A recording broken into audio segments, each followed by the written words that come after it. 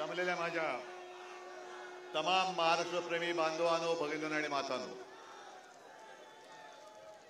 प्रचार संपायला आता 1-2 दिवस राहिलेले आहेत.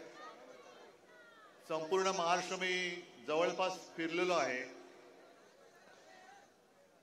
आणि प्रत्येक कानाकोपऱ्यात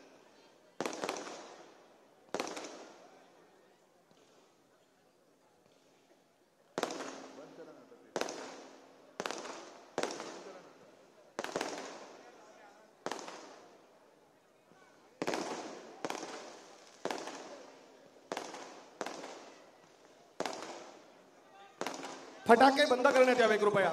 शिवसैनिकांना विनंती आहे, कृपया फटाके ताबडतोब बंद करा. साहेब बोलतायत. फटाक्यावरती काहीतरी टाका रे.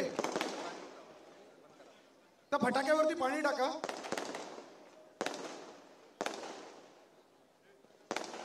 शिवसैनिकांना विनंती आहे, कृपया ते फटाके बंद करा ताबडतोब.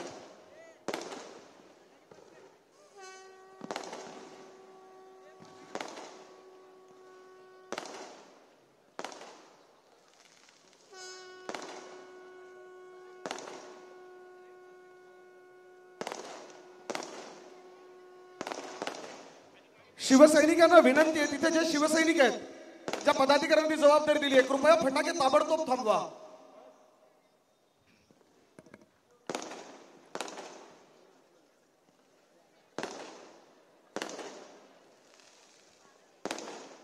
एवढा बोलण्याचा वेळ कमी होतो, बाकी काही नाही.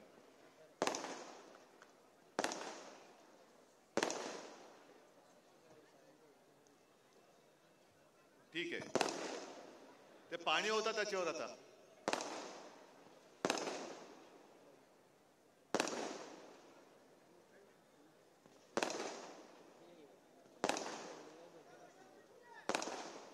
मशाल ठीक आहे, ती पेटायलाच पाहिजे, पण हे असं नको मध्ये. काय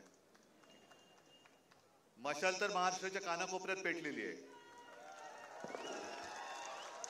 आणि नुसती पेटलेली नाही, चांगली धगधगून पेटले. ज्या क्षणाची आपण वाट बघत होतो तो क्षण आता 20 तारखेला आलेला आहे. मला असं वाटलं होतं की बऱ्याच दिवसानंतर मी या विभागात येतोय. गेले 10 वर्ष एक घरी बसून खासदारकी मिळालेला एक खासदार इकडे आहे आणि त्यांनी सगळ्यांना सांगितलंय की कशी विकास कामं करतोय. मी आपल्या कल्याण डोंबिवलीच्या खासदाराबद्दल बोलतोय. बघितलं तर रस्त्यातले खड्डे तसेच आहेत, ट्रॅफिक तसाच आहे, धूळ तशीच आहे, पण होर्डिंग मोठी लागले. होर्डिंग एवढी मोठी आहे की एक तर गद्दारी केले त्याच्याबद्दल लाज नाही, खोके खाल्लेत त्याच्याबद्दल लाज नाही, हरामखोरी केले त्याच्याबद्दल लाज नाही, पण मोठी होर्डिंग आहेत म्हणजे पैशाचा माज बघा किती आहे. केलंय काम भारी, आता पुढची तयारी. म्हणजे गद्दारी फार केलेले, पुढची तयारी आणि मोठी गद्दारी, पैशाची माजोरी, पण लाज लज्जा शरम काही नाही. त्याच्यानंतर एक होर्डिंग पाहिलं, कल्याण ग्रामीण आमदार बदलतंय. कल्याण ग्रामीण हा विभाग आपला आहे, तो आता आमदार बदलतोय. आपला आता सुभाष भोईर तिकडनं आमदार होणार आहे.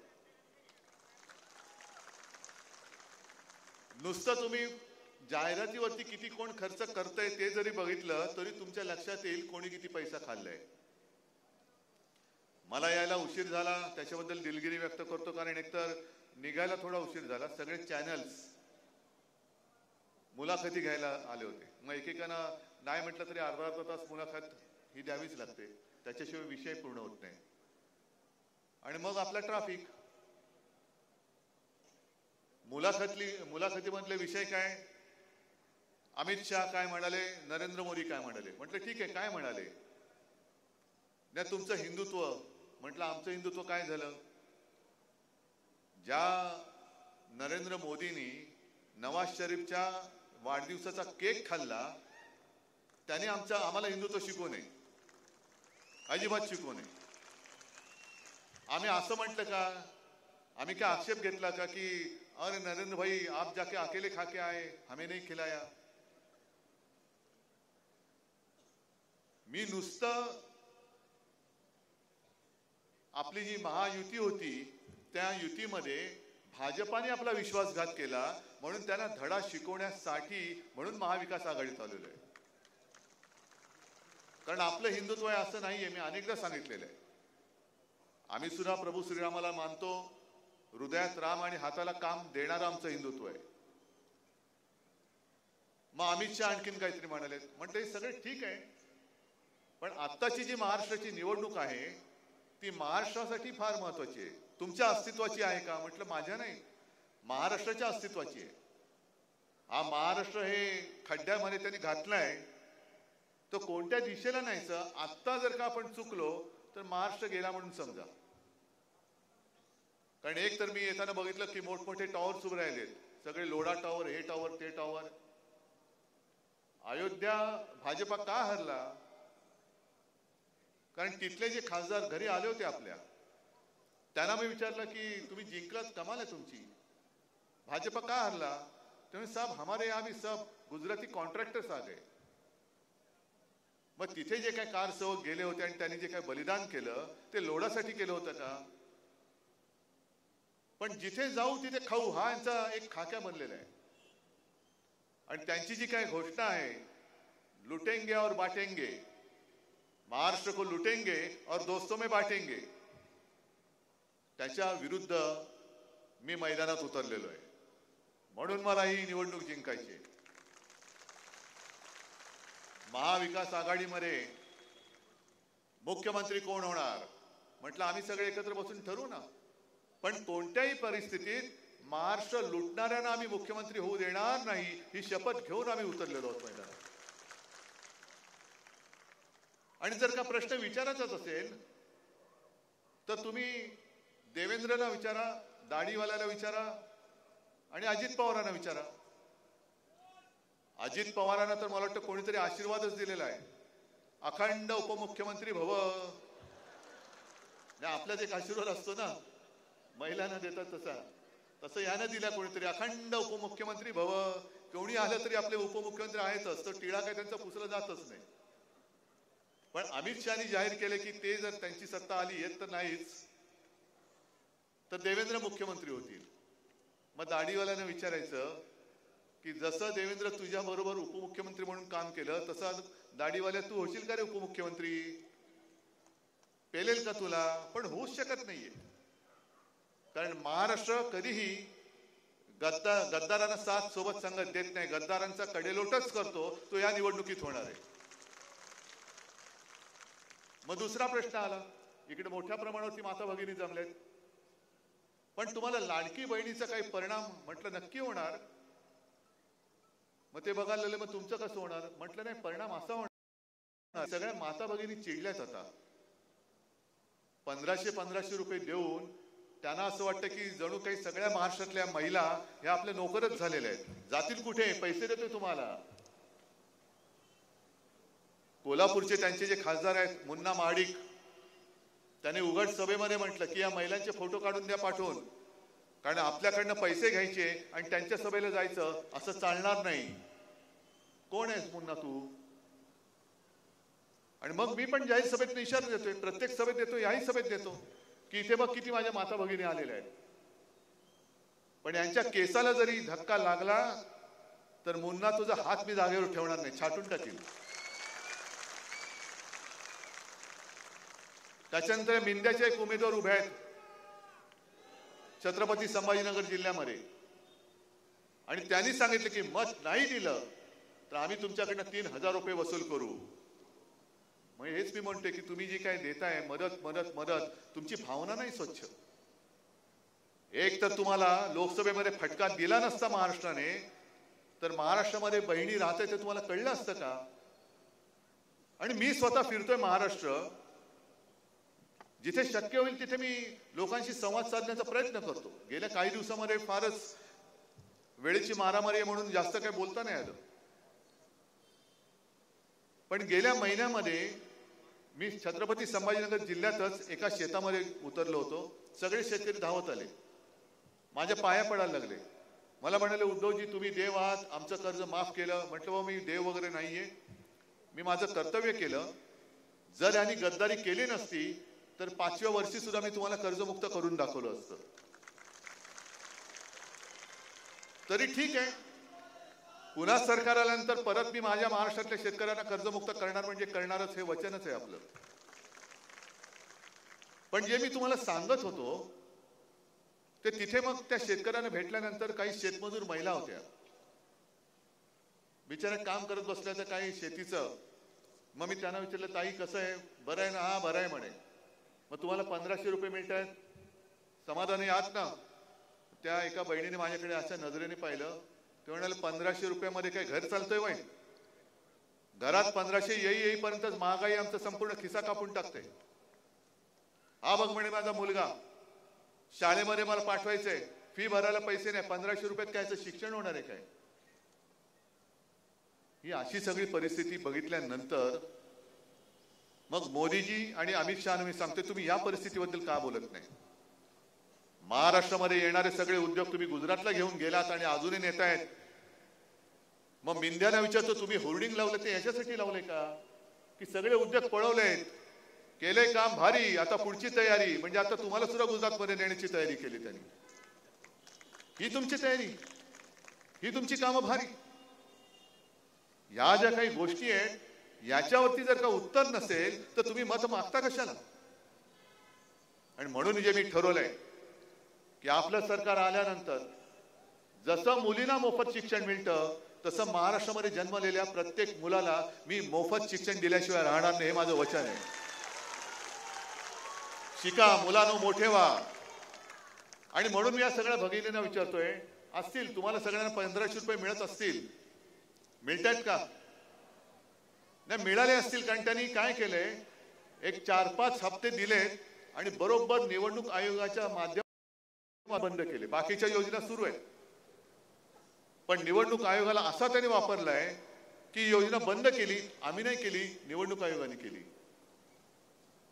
मग 1500 रुपये तुम्हाला देऊन बाकी जे तुमच्याकडनं महागाईच्या माध्यमातून काढून घेत आहेत, त्याही पेक्षा महत्वाचं प्रत्येक आई वडिलाचं एक स्वप्न असतं, आपला मुलगा असेल मुलगी असेल, असे मोफत पैसे मिळण्यापेक्षा माझ्या मुलाने किंवा माझ्या मुलीने स्वकष्टाने 1 रुपया जरी माझ्या घरात आणला तरी तो अदानीच्या कित्येक लाखो कोटीपेक्षा जास्त असतो. बरोबर आहे का? चूक आहे? मग जे आपण ठरवलंय की महाराष्ट्राचं लुटलेलं वैभव मी पुन्हा आणून दाखवणार आहे. जेवढा रोजगार त्यांनी नेलाय, एक 2-3च गोष्टी सांगतो तुम्हाला. कोरोनाच्या काळामध्ये आपण 6.5 लाख कोटींचे सामंजस्य करार केले होते. त्याच्यामध्ये गेल्या आठवड्यात, एक 8-15 दिवसापूर्वी असेल, अहमदाबादला जे मोदीजींनी मोठं उद्घाटन केलं ना, टाटा एअरबस, हा प्रकल्प आपण नागपूरमध्ये आणत होतो. मेडिकल डिव्हाइस पार्क हा प्रकल्प आपण संभाजीनगरला आणत होतो. बल्क ड्रग पार्क हा प्रकल्प आपण रायगडमध्ये आणत होतो. असे अनेक उद्योग विभागवार आपण आणत होतो. आणि केवळ एकच उद्योग तुम्हाला मी सांगेन, मेडिकल डिव्हाइस पार्क जो आहे तो जर का मराठवाड्यात आला असता तर त्या माध्यमातून जवळपास 1 लाख लोकांना तिथे रोजगार मिळाला असता. 1 लाख. आणि हे बाकीचे सगळे उद्योग जर का आपण महाराष्ट्रात जे आणत होतो, टाटा एअरबस असेल, बल्क ड्रग पार्क असेल, सेमी कंडक्टरचा असेल, चिपचा, तो आणखीन काय काय होते, ते सगळे जर का महाराष्ट्रात आपण आणले असते, जे आणत होतो, अर्ध्या वाटेत आले होते, सामंजस्य करार झाले होते, जागा जवळपास निश्चित झाली होती, पण यांनी गद्दारी करून सरकार पडलं आणि सगळा ओढा जो होता तो गुजरातकडे पळवला. महाराष्ट्राचं किती नुकसान झालं? जवळपास 5 लाख लोकांच्या रोजगाराचा फटका हा महाराष्ट्राला पडला. 5 लाख म्हणजे किती कुटुंब झाली? 5 लाख कुटुंब म्हणजे 25-30 लाख पेक्षा जास्त लोकांचा रोजगार या मोदी शहांच्या करंटेपणामुळे आणि मिंद्याच्या बुटचाटेपणामुळे हा गुजरातला गेलेला आहे. हे एवढं नुकसान झालं तरी सुद्धा आम्ही पुन्हा तुम्हाला निवडून द्यायचं? माझ्यावरती आरोप करायचे करा, पण माझं सरकार का पडलं? कारण तुम्हाला मी महाराष्ट्र लुटायला देत नव्हतो. अरे काय हिम्मत होती यांची महाराष्ट्राकडे वाकड्या नजरेने बघायची? मग हे सहन नाही झालं. महाराष्ट्र पुढे चाललाय. कोरोना काळामध्ये सुद्धा महाराष्ट्राने एवढे सामंजस्य करार केले कसे? मग पाड त्याचं सरकार, आणि आपले लाचार गेले तिकडे. सगळं काही दिलं होतं ना, मंत्रीपद दिलं.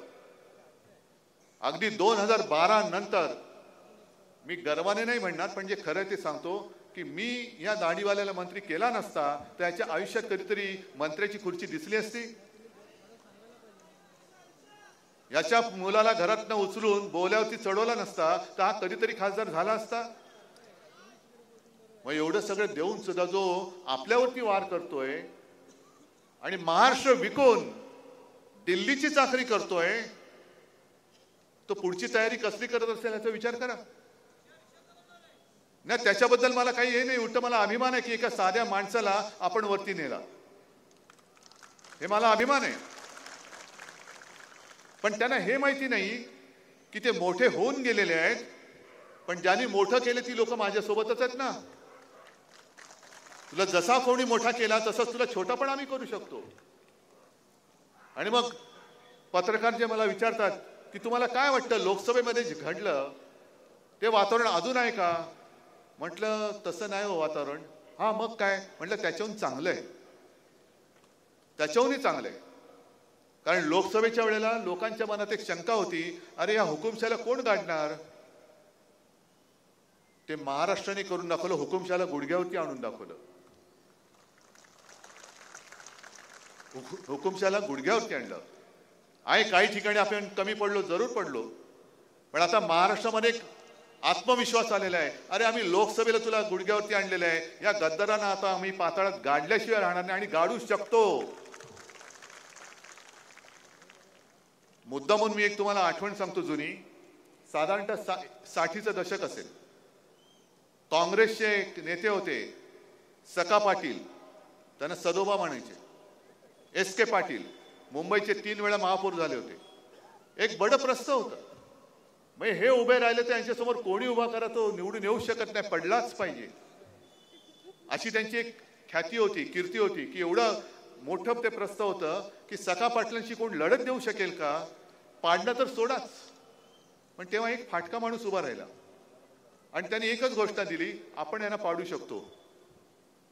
आणि आश्चर्याची गोष्ट म्हणजे त्या फाटक्या माणसाने सका पाटलांचा पराभव केला आणि त्या फाटक्या माणसाचं नाव होतं जॉर्ज फर्नांडिस.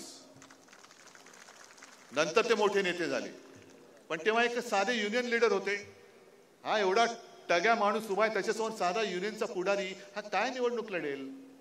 पण त्यांनी करून दाखवलं.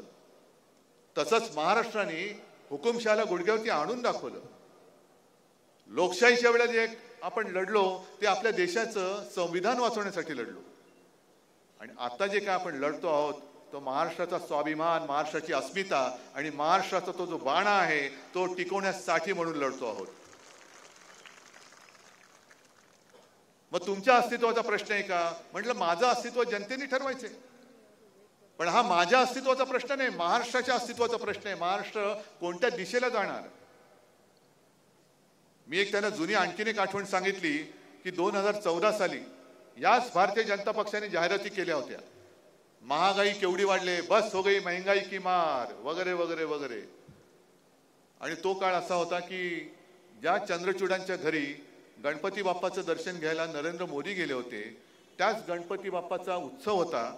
आणि मला सुषमा स्वराज यांचा फोन आला, उद्धवजी महंगाई बहुत बढ़ रही है. म्हटलं बिलकुल सही आपकी बात. तेव्हा गॅस सिलेंडर आता किती झाला? 1200. तेव्हा काहीतरी 300-400 वगैरे असं काहीतरी झालं, 100 रुपयाने वाढला होता. नहीं देखो ना कितनी महंगाई बढ़ रही है. हाँ फिर क्या करना है? नहीं हम भारत बंद करना चाहते, भारत बंद करने जा रहे हैं. म्हटलं कभी? आणि त्यांनी जो दिवस सांगितला तो बरोबर गणपतीच्या उत्सवाचा पहिला दिवस होता. मी शिवसेना प्रमुखांना विचारलं काय करायचं? मला म्हणाले नाही करायचं, आपला उत्सव आहे, गणपती बाप्पाचा उत्सव आहे, बंद होणार नाही. त्यांना म्हणा आम्ही निदर्शनं करू, बंद नाही करता येणार. मी सुषमाबाईंना फोन केला, मला म्हणाले अरे एक दिन तो ही की तो बात आहे. म्हटलं अहो आमच्याकडे गणपती सुद्धा 1.5 दिवसाचा असतो आणि महाराष्ट्रातली जनता जी आहे, जी गणेशप्रेमी आहे, ती गणपतीच्या आगमनाची वाट बघत असते आणि त्या आगमनाच्या दिवशी आम्ही बंद करू नाही होणार. म्हटलं नाही म्हणे आता बघा ना तो क्षेत्रीय म्हणजे महाराष्ट्रपुरताचा उत्सव आहे. म्हटलं म्हणूनच मी महाराष्ट्र बंद नाही करत आहे. तेव्हा एवढ्या महागाईचं तुम्हाला असा तिटकारा होता की तुम्ही गणपतीच्या दिवसात सुद्धा भारत बंद केला होता आणि आम्ही बंद करत नव्हतो म्हणून आम्हाला जबरदस्ती करायला लावत होतात. मग आता एवढी महागाई वाढले, मग आता काय बंद करायचं? पहिल्यांचं तोंड बंद केलं पाहिजे. पहिलं तोंड बंद करा या भाजप आणि यांच्या सगळ्यांचं. मोदीजी येऊन गेले, अमित शहाजी येऊन गेले, नुसता एक दुश्वास हिंदू मुसलमानांचे दंगे भडको. हिंदू मुसलमानांना लढवलं की हिंदूंना मराठी अमराठीमध्ये लढव. मग ते लढवल्यानंतर मराठी माणसाला मराठी तर ब्राह्मणे तर असं लढव. काय कशासाठी हे पाप करताय? बटेंगे तो कटेंगे, कोण वाटणार आणि कोण काटणार आहे बघू ना कोणाची हिंमत आहे. ही शिवसेना म्हणजे काही भाजपा नाही झाली. शिवसेनेची जी शिवसेना प्रमुखांची शिकवण आहे, एक तर कोणावरती वार करायचं नाही, पण जर कोण वार करायला आला तर त्याचा हात जागेवर ठेवायचा नाही, ही शिवसेनेची शिकवण आहे. तुम्ही कोणाला शिकवताय? हिंदुत्व कोणाला शिकवताय? बटेंगे कटेंगे फटेंगे, त्यांची फटेंगे झाले आता. कारण लोकसभेमध्ये हरलेत आणि विधानसभेत सुपडा साफ होणार आहे. म्हणूनच मोदीजी, तुम्ही बघितले ना परवाची सभा काय प्रचंड होती खुर्च्यांची. पण तरी सुद्धा एक लक्षात ठेवा, त्या खुर्च्या रिकाम्या होत्या, पण निवडणुकीच्या दिवशी काही अदृश्य मतदार मतदान करू शकतात. तुम्हाला माहिती आहे ना? ती खबरदारी घ्या. कारण मला आठवतंय पुणे महापालिकेची जी निवडणूक होती तेव्हा जिथे देवेंद्र फडणवीस यांची आदल्या दिवशी सभा झालेली, खुर्च्या रिकाम्या होत्या. देवेंद्र फडणवीस व्यासपीठावरती पण नाही आले, तसेच निघून गेले. दुसऱ्या दिवशी माझी सभा झाली, गच्च मैदान भरलेलं, तुडुंब, बाहेर पण लोक उभी होती. मला वाटलं असंच होणार, मी टाळ्या वाजवणार. पण निकाल लागला, शिवसेनेच्या जागा नाही आल्या, रिकाम्या खुर्च्या होत्या, त्यांच्या जागा 100 आल्या. म्हणजेच काहीतरी गडबड आहे. हे खुर्चीत न बसलेले मतदार मतदानाला येतात कुठून, मतदान करतात कसं? हे काम आपल्या पोलिंग एजंटनी केलं पाहिजे, आपल्या बूथ प्रमुखांनी केलं पाहिजे. कारण हे काही करू शकतात. एवढ्या थराला गेलेत, वाटेल त्याला त्याची बदनामी करतायत. आणखीन त्याने आता एक सोडले की काँग्रेस त्यांच्या राज्यामध्ये ही गोष्ट करू शकत नाही, मग इकडे कशी करणार? मध्ये जाहिराती आल्या होत्या. मी काँग्रेसवाल्यांना विचारलं, म्हटलं हे काय? तुला हे सब झूट आहे, अजूनही आमच्या योजना सुरू आहे.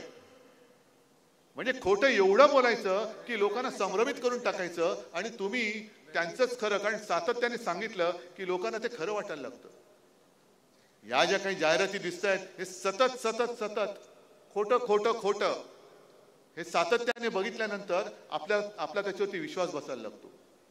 म्हणून मी तुम्हाला ही जी होर्डिंगची सांगितली गोष्ट की मोठमोठ्या होर्डिंगनी मतं मागतायत,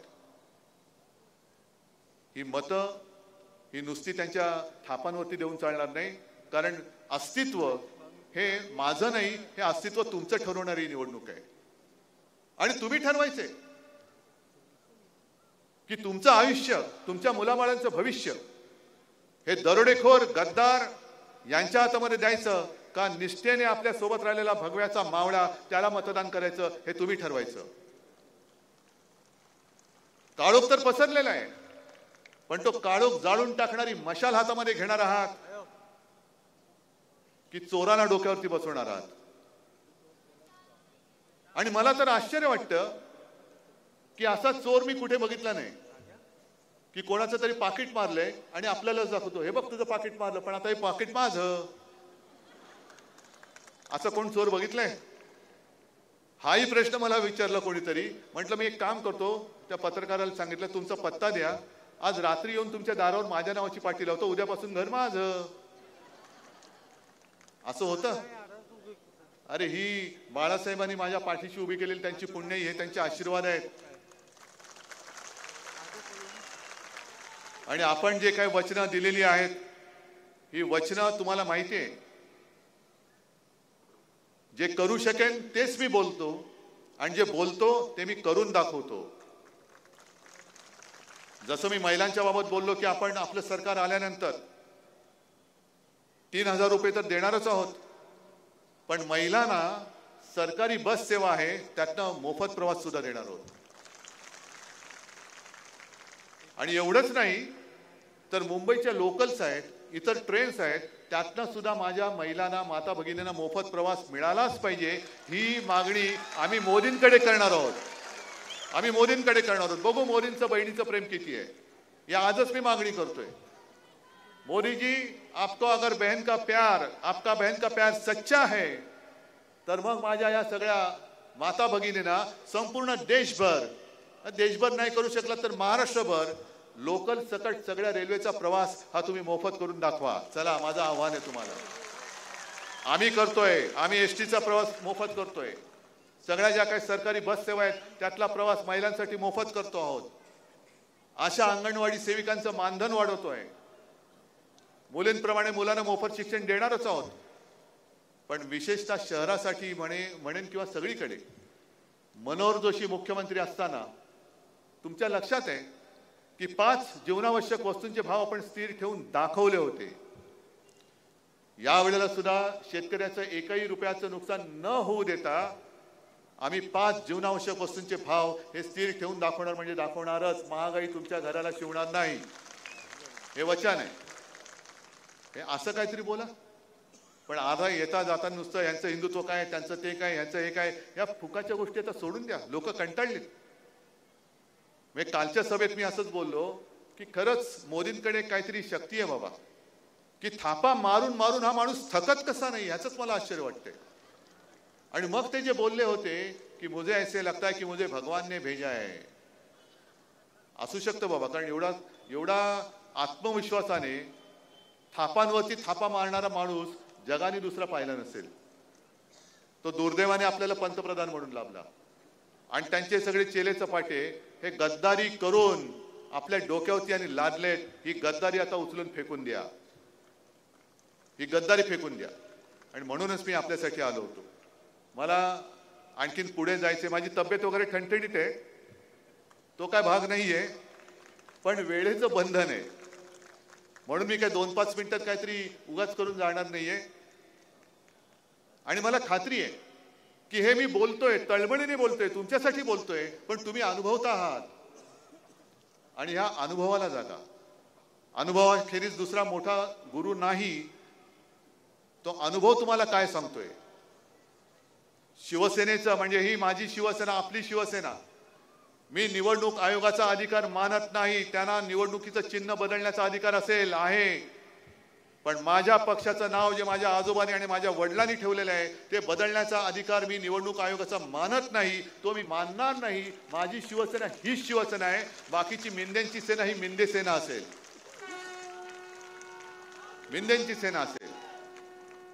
आणि त्याच करता हात जोडून विनंती करतोय, ही निवडणूक उद्धव ठाकरेची नाही, ही शिवसेनेची नाही, तर महाराष्ट्र गुजरातच्या चरणी वाहून टाकायचे की नाही हे महाराष्ट्राची जनता ठरवणार आहे. आणि मला खात्री आहे हा महाराष्ट्र छत्रपती शिवाजी महाराजांचा आहे, शाहू फुले आंबेडकरांचा आहे. हा आम्ही कदापि मोदी शाह अदानीचा होऊ देणार नाही, ही शपथ महाराष्ट्राने घेतलेली आहे. आणि मग हे सगळे जे आपले वीर आहेत सगळेजण या, सचिन आहेत, सगळेच आहेत, वानखेडे आहेत, सगळेच आहेत. आणि यांना तो ओळखता.